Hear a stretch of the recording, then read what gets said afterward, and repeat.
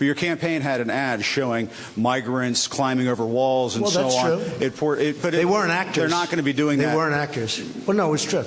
Do you think they were actors? They weren't actors. They didn't come from Hollywood. Right. These were people. This was an actual, it happened a few days ago.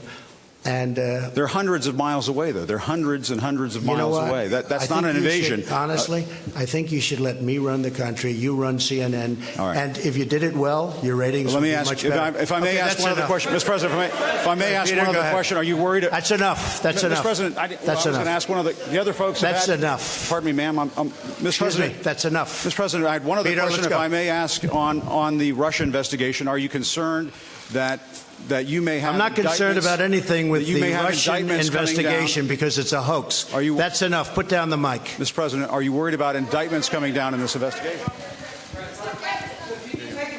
Mr. President. I'll tell you what, CNN should be ashamed of itself having you working for them. You are a rude, terrible person. You shouldn't be working for CNN. Go ahead. I think that's unfair. You're a very rude person. The way you treat Sarah Huckabee is horrible. And the way you treat other people are horrible. You shouldn't treat people that way. Go ahead.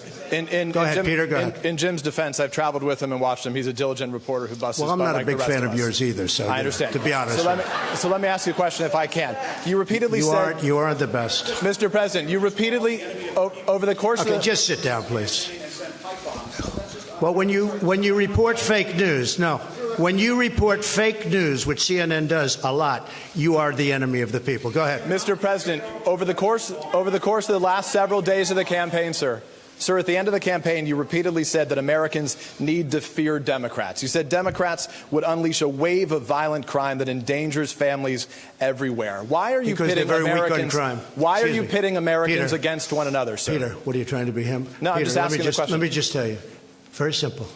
Because they're very weak on crime. Because they have often suggested, members and people within the Democrat Party at a high level have suggested getting rid of ICE, getting rid of law enforcement. That's not going to happen, okay? We want to be strong on the borders. We want to be strong on law enforcement, and I want to cherish ICE because ICE does a fantastic job. So, what they do for us is it's so unrecognized how good a job they do.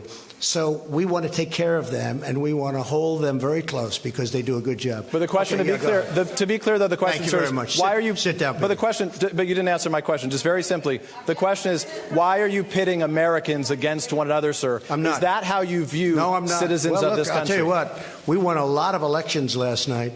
We did very well last night. But in many ways, I think it's going to have a very positive impact. I watched NBC this morning. They didn't report it exactly correctly, but that's, that's the fact with NBC. Nothing I can do about that. But I want this country to have protection.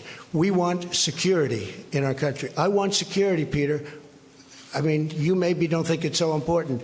And I think when you don't have it, you are indeed unleashing crime. I feel that. You said you would sign an executive order on birthright citizenship. Are you still going to sign the executive order on birthright citizenship? You'll ask me that question a little bit later. Go ahead. Okay.